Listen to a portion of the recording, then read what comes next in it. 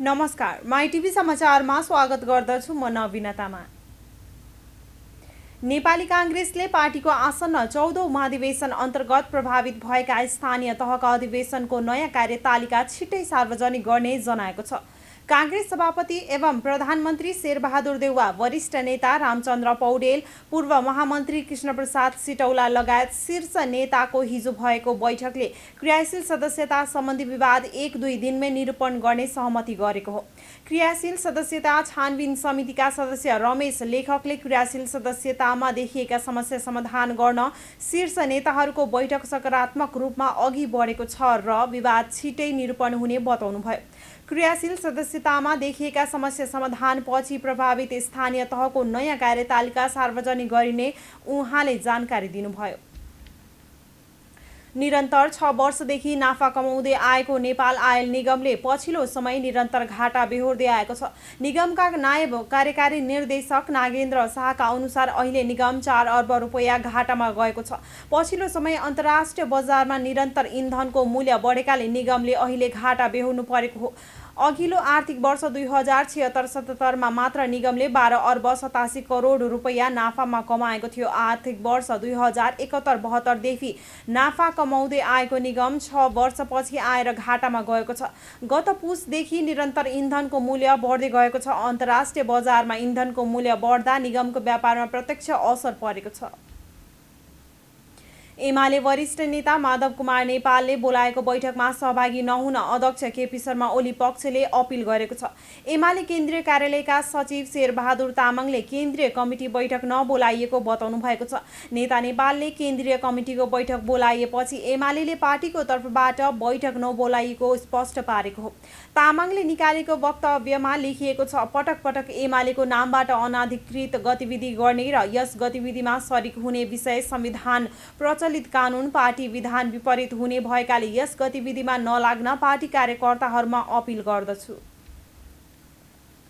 15 जना पूर्व महानिरीक्षक आइजिपीले राष्ट्रिय प्रहरी प्रशिक्षण प्रतिष्ठान स्थानान्तरण गर्न अघिल्लो सरकारको निर्णय खारेजीको माग गर्दै प्रधानमन्त्री शेरबहादुर देउवा समक्ष ज्ञापन पत्र बुझाएका छन्। राष्ट्रपतिको कार्यालय विस्तार गर्ने सिलसिलामा प्रहरी प्रतिष्ठान स्थानान्तरणको निर्णयबाट त्यसको ऐतिहासिक परिचय मेटिने तथा नेपाल प्रहरीको संस्थागत विकासको महत्त्वपूर्ण आधारशिला एवं जीवन्त सङ्ग्रहालयको अस्तित्व मासिने भन्दै उनीहरूले निर्णय सच्याउन प्रधानमन्त्री देउवालाई ज्ञापन पत्र बुझाएका हुन्। पूर्व प्रहरी महानिरीक्षकहरू दुर्लभ कुमार थापा, मोतीलाल बोहरा, अच्युत कृष्ण खरेल, ध्रुव बहादुर प्रधान, प्रदीप शमशेर राणा, श्याम भक्त थापा, ओम विक्रम राणा, हेम बहादुर गुरुङ, रमेश चन्द्र ठकुरी, रविन्द्र प्रताप शाह, कुबेर सिंह राणा, उपेन्द्र कान्त अर्याल, प्रकाश अर्याल, सवेन्द्र खनाल र ठाकुर प्रसाद गेवालीले पूर्ववर्ती सरकारको निर्णय यथाशीघ्र खारेजीको माग गर्नुभएको हो। 6 वर्षमा 130 वटा तुइन विस्थापित भएको सरकारले जनाएको छ। सरकारले 2072 सालमा तुइन विस्थापित गर्ने नीति लिएपछि गरिएको तथ्याङ्क सङ्कलनमा देशभरका 143 ठाउँमा तुइन रहेकोमा अहिलेसम्म 130 वटा विस्थापित भएको स्थानीय पूर्वाधार विभाग अन्तर्गत सस्पेन्सन ब्रिज डिभिजन कार्यालयको तथ्याङ्क छ। पहिचान भएका सबै ठाउँमा एकैपटक निर्माणको काम थालनी भएको थियो, तर महाकालीमा 4 र कर्णाली तथा गालीगण्डकीमा 8 गरी 12 वटा को काम बाँकी छ। सुदूरपश्चिमको महाकालीमा भारतसँग सीमा भएर बग्ने महाकाली नदीमा पुल बनाउन भारतसँग सहकार्य गर्नुपर्ने बाध्यता, लट्ठा पनि भारतबाटै किन्नुपर्ने बाध्यता, कोरोनाले उत्पादन नभएको र कोरोना संक्रमण जोखिमपछि भारततर्फ कामदारलाई काम गर्न नदिएको कारण ढिला सुस्ती भएको स्थानीय पूर्वाधार विभागका उपमहानिर्देशक एवं सस्पेन्सन ब्रिज डिभिजनका योजना प्रमुख अशोक कुमार शाहले बताउनुभयो। गएको शनिबार आएको बाढीका कारण सिन्धुपाल्चोकको मेलम्ची नगरपालिका 6 का 18 घर परिवार विस्थापित भएका छन्। त्यस क्षेत्रका 30 परिवारभन्दा बढी बाढीको उच्च जोखिममा रहेका वडाध्यक्ष जितराज थापाले जानकारी दिनुभयो। मेलम्ची नदीले निरन्तर जमिन कटान गरी जग्गा तथा घर ढाल्न थालेपछि घर खाली गरेर स्थानीयवासी वैकल्पिक वासको खोजीमा लागेका छन्। विस्थापित अहिले आफन्तकोमा आश्रय लिइरहेको र तत्काल अस्थायी आवासको व्यवस्था गर्नुपर्ने एसआरसीका कार्यक्रम संयोजक कुमार थापाले जानकारी दिनुभयो। जोखिममा रहेका बस्ती तथा घर जोगाउनका लागि खोला नियन्त्रण गर्ने कामलाई मेलम्ची नगरपालिकाले निरन्तरता दिएको छ।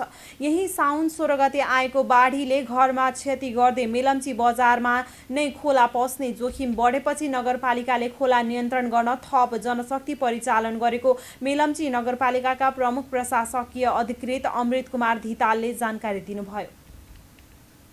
अर्थमन्त्री जनार्दन शर्माले सरकारको स्वामित्वमा रहेका सार्वजनिक संस्थानहरूलाई नाफामा लैजाने गरी नीतिगत तथा कानुनी सुधारको तयारी गर्न निर्देशन दिनुभएको छ। मन्त्रालयको वित्तीय व्यवस्थापन तथा संस्थान समन्वय महाशाखाको ब्रिफिङ लिने क्रममा बुधबार अर्थमन्त्री शर्माले घाटामा सञ्चालित सार्वजनिक संस्थानहरूलाई उकास्ने नीति र कार्यक्रम तय गर्न निर्देशन दिनुभएको हो। के कस्तो नीति बनाउँदा सार्वजनिक संस्थानहरूलाई नाफामा लिन सकिन्छ, के समस्या समाधान गर्नुपर्ने हो, तत्काल त्यसको विस्तृत सूची तयार गर्नुहोस्, मन्त्री शर्माले कर्मचारीलाई निर्देशन दिनुभयो। राष्ट्रिय सभा सदस्य खिमलाल भट्टराईले वर्तमान सरकार आएदेखि अपराधीकरणको सुरुवात भएको आरोप लगाउनु भएको छ। राष्ट्रिय सभाको बुधबारको बैठकमा बोल्दै सांसद भट्टराईले प्रधानमन्त्री शेरबहादुर देउवा नेतृत्वको सरकार बनेदेखि देशमा अपराधीकरण र कुशासनको सुरुवात भएको आरोप लगाउनु भएको हो। उहाँले भ्रष्टाचारको आरोप लागेको व्यक्तिलाई सरकार बनाएको भोलि पल्टे धरौटीमा रिहा गर्नेदेखि मान्छे मार्ने व्यक्तिलाई समेत निकाल्न लागेको भन्दै सरकारले कुशासनको अभ्यास गरेको भएको हो। सरकारले ओली नेतृत्वको सरकारले ल्याएर राखेको कोभिड-19 विरुद्धको खोप समेत व्यवस्थित रूपमा नागरिक समक्ष पुर्याउन नसकेको बताउनुभयो। उहाँले भन्नुभयो, परमादेश सरकार बनेको अर्को दिनदेखि यो देशमा राजनीतिक अपराधीकरणको सुरुवात भएको छ। हाकी कुशासनको आरम्भ भएको छ।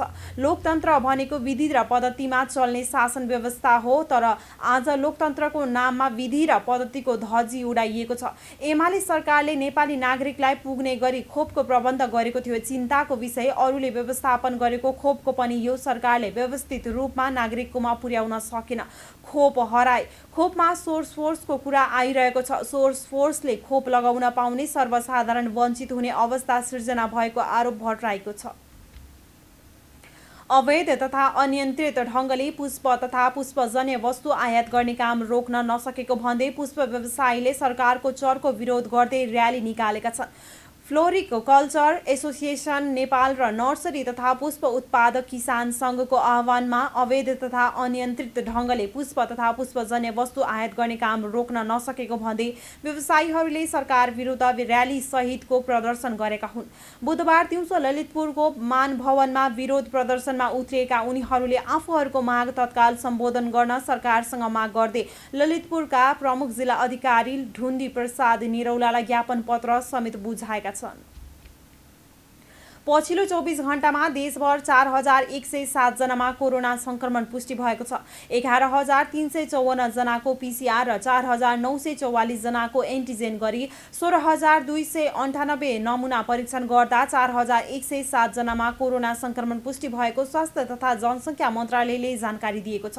पीसीआर परीक्षण गरिएका मध्ये 26% भन्दा धेरैमा संक्रमण पुष्टि भएको र यो दर निकै माथि भएकाले सचेतता अपनाउनु पर्ने स्वास्थ्य मन्त्रालयका सहप्रवक्ता डाक्टर समीर कुमार अधिकारीले जानकारी दिनुभयो। नेपालमा कोरोनाका संक्रमितको संख्या 7,69,922 जना पुगेको छ। पछिल्लो 24 घण्टामा 1535 जना निको भएसँगै कोरोना संक्रमण मुक्त हुनेको संख्या 6,66,651 जना पुगेको छ। यही अवधिमा थप 35 जनाको कोरोनाका कारण ज्यान गएको छ। यो सँगै कोरोनाबाट ज्यान गुमाउनेको संख्या 9,957 पुगेको छ। अहिले देशभर सक्रिय संक्रमितको संख्या 33,464 रहेको छ। जापान सरकारले नेपाल सरकारलाई उपलब्ध गराउने 16 लाख डोज एस्ट्राजेनेका खोप मध्ये 8 लाख डोज खोप पर्सि शनिबार र आइतबार काठमाडौँ ल्याइने भएको छ। आज र भोलि जापानबाट ती खोप ढुवानी हुने काठमाडौँमा रहेको जापानी दूतावासले जनाएको छ। 2 दिनमा 8 लाख डोज खोप आउने खोप शाखा प्रमुख झलक शर्मा गौतमले उज्यालोलाई जानकारी दिनुभयो। भारतमा निर्मित कोभिसिल्डको पहिलो डोज लगाएर दोस्रो डोजको पर्खाइमा रहेका ज्येष्ठ नागरिकलाई यो खोप दिने सरकारको तयारी छ। कोभिसिल्डको पहिलो डोज लगाएका 65 वर्षभन्दा माथिका झण्डै 14 लाख ज्येष्ठ नागरिक दोस्रो डोजको पर्खाइमा रहेका छन्। धरानमा रहेको बीपी कोइराला स्वास्थ्य विज्ञान प्रतिष्ठानमा आर्थिक अनियमितता र स्वास्थ्य सेवा लथालिङ्ग अवस्थामा रहेको पाइएको छ। सरकारद्वारा गठित प्रतिष्ठानको समस्या पहिचान तथा छानबिन कार्यदलले प्रधानमन्त्री शेरबहादुर देउवालाई बुझाएको प्रतिवेदनमा स्वास्थ्य उपकरण खरिदमा अनियमिततादेखि विभिन्न स्वार्थका कारण अस्पतालको सेवा गुणस्तरहीन बनाउने र बिरामी बाहिर पठाउने प्रवृत्ति मौलाएको उल्लेख छ। प्रतिवेदनमा प्रतिष्ठानका मेडिकल उपकरणको खरिद गर्दा योजना नबनाइकन खरिद गरिएको प्रतिवेदनमा एमआरआई र सिटी स्क्यान मेसिन खरिदका बोलपत्र बारम्बार रद्द गरिएको, भवन र मेसिन भए पनि डायलाइसिस सेवा विस्तार नगरिएको, आमा सुरक्षा कार्यक्रम सञ्चालन नगरी बिरामीसँग चर्को शुल्क असुल गरेको उल्लेख छ। अक्सिजन प्लान्टको क्षमता अस्पतालका लागि पर्याप्त भनिए पनि कमजोर गुणस्तरका कारण कोभिड-19 का बिरामी धेरैले ज्यान गुमाएको प्रतिवेदनमा उल्लेख छ। प्रतिष्ठानका पदाधिकारीले अक्सिजन प्लान्ट पूर्ण क्षमतामा नचलाई बजारबाट सिलिन्डर खरिद गरी उपचारमा प्रयोग गरिरहेको, भित्र उपलब्ध हुने सेवाहरू पनि रेफर गरेर क्लिनिकमा पठाउने गरेको हुँदा त्यस कार्यमा संलग्न चिकित्सक र स्वास्थ्य कर्मीलाई तत्काल कानुनी कारबाहीको दायरामा ल्याउनु पर्ने प्रतिवेदनमा उल्लेख छ। कर्मचारीहरू र लेखनदासको बदमाशीका कारण भूमि सुधार तथा मालपोत कार्यालय पर्साका 14 वटा पालिकाका विभिन्न वडामा दर्ता रहेको जग्गाको श्रेष्ठता च्यातिएको र कुनै वडाको मोठको ठेली नै गायब रहेको पाइएको छ। भूमाफियाहरूसँग मिलेर एनी हाउ माल कमाउ धन्दामा पल्किएका अहिले भूमि सुधार तथा माल पर्साका कर्मचारीहरू र लेखनदासहरू वीरगञ्ज महानगरको नगवा, भवानीपुर, लाल पर्सा लगायत विभिन्न वडामा दर्ता रहेको जग्गाको मोठको ठेली गायब गरिदिएका छन् भने श्रेष्ठता च्याति दिएका छन्। यस्ता श्रेष्ठताको फोटो खिचेर अनलाइनमा अपडेट गर्न आएको प्राविधिक टोलीले समेत थुप्रै श्रेष्ठता र केही वडाका 50 पने ठेली समेत नभेटिएको बताएका छन्। पर्सामा 14 वटा पालिकामा गरी करिब 96 वटा ठेली रहेकामा करिब 6000 श्रेष्ठताको पन्नाको फोटो खिचेर अपडेट गर्ने क्रममा यस्तो कमजोरी भेटिएको प्राविधिकहरूले बताएका छन्। भूमाफियाहरूसँग मिलेर कर्मचारीहरू र लेखनदासहरूले जथाभावी जग्गाको श्रेष्ठताको ठेली कार्यालयमा पसेर गायब गरेका छन् र च्याति दिएका छन्। यता कर्मचारीहरूले लेखनदासको बदमाशीले श्रेष्ठता च्यातिने आरोप लगाउँछन् भने लेखनदासहरू कर्मचारीहरूमाथि आरोप लगाएका छन्। तर यस विषयमा भूमि सुधार तथा मालपोत विभागले छानबिन गरी सम्पूर्ण श्रेष्ठताको संरक्षण गरी सिस्टममा बसेर काम गर्ने नियम ल्याउनु पर्ने सुझाव सेवाग्राहीको छ। श्रेष्ठता र मोठ जस्ता संवेदनशील कुरामा सम्बन्धित निकाय बेलैमा यसतर्फ ध्यान दिनुपर्ने सेवाग्राहीले अपिल गरेका छन्। माइटिभी समाचारमा अब पालो अन्तर्राष्ट्रिय खबरको। विश्व स्वास्थ्य संगठन डब्ल्युएचओले धनी र गरिब देशबीच कोरोना विरुद्धको खोपको पहुँचमा ठूलो अन्तर देखिएको भन्दै चिन्ता व्यक्त गरेको छ। डब्ल्युएचओका महानिर्देशक डाक्टर टेड्रोस एडहानोम गेब्रेसियससले आय स्रोत कम भएका गरिब देश खोपको आपूर्ति गर्न नसक्दा समस्यामा परेका बताउनुभयो। उहाँले आउँदो सेप्टेम्बरसम्ममा गरिब देशका 10% नागरिकलाई खोप वितरणका लागि सहयोग गर्न पनि आग्रह गर्नुभएको छ। धनी तथा पहुँचवाला देशले कोरोना विरुद्धको खोपको तेस्रो डोज अर्थात् बुस्टर डोज लगाउने तयारी गरिरहेका बेला डब्ल्युएचओका महानिर्देशक गेब्रेसियससले यो आग्रह गर्नुभएको हो। यस्तै उहाँले सेप्टेम्बरसम्म बुस्टर डोजलाई रोक्न पनि अपिल गर्नुभएको छ। बुस्टर डोजले कोरोना भाइरसको संक्रमणलाई रोक्छ भन्ने कुनै पुष्टि नभएकाले हतार नगर्न आग्रह गरिएको हो। विश्वमा अहिले कोरोनाको डेल्टा भेरिएन्टको संक्रमण फैलदै गएपछि बुस्टर डोजमा धनी राष्ट्रहरूको ध्यान केन्द्रित भएको छ। इजरायल, जर्मनी लगायत केही देशले बुस्टर डोज लगाउने योजना गरिरहेको घोषणा समेत गरिसकेका छन्। तर हाइटी कोङ्गोका नागरिकले अहिलेसम्म खोपको दोस्रो डोज पनि नपाएका बीबीसीले जनाएको छ। अब खेल खबर। आइसिसी विश्वकप क्रिकेट लिग 2 अन्तर्गत ओमान र अमेरिकासँगको त्रिकोणात्मक एक दिवसीय श्रृङ्खलाका लागि हिजो मङ्गलबार 19 सदस्यीय खेलाडीहरूलाई बन्द प्रशिक्षणमा बोलाइएको छ। नेपाल क्रिकेट सङ्घ क्यानले बोलाएको 19 खेलाडी मध्ये गुलसन झा पहिलो पटक समावेश भएका छन्। गुलसनले मेयर्स कप क्रिकेटमा उत्कृष्ट प्रदर्शन गरेका थिए। नेपाल, ओमान र अमेरिका बीचको श्रृङ्खला आउँदो सेप्टेम्बरमा ओमानमा हुँदैछ। बन्द प्रशिक्षणमा बोलाएका खेलाडीमा ज्ञानेन्द्र मल्ल, कुशल भुर्तेल, आरिफ शेख, दिपेन्द्र सिंह एरी, आसिफ शेख, गुलसन झा, कुशल मल्ल, विनोद भण्डारी, करण केसी, सन्दीप लामिछाने, सोमपाल कामी छन्। त्यसै गरी कमल सिंह एरी, अविनाश बोहरा, साहब आलम, सुसन भारी, शरद भेसवाकर, विक्रम सोब, पवन सराफ र रोहित कुमार पौडेल छन्। हस् त माई टिभी समाचार अहिलेलाई यति नै। अर्को समाचारको साथमा पुनः उपस्थित हुने नै छौँ। तबसम्मका लागि समाचारका सम्पूर्ण युनिटका साथ म नवीना तामाङ पनि बिदा हुन्छु। सञ्चार जगतको सहयात्री माई टेलिभिजन हेर्दै गर्नुहोला। नमस्कार।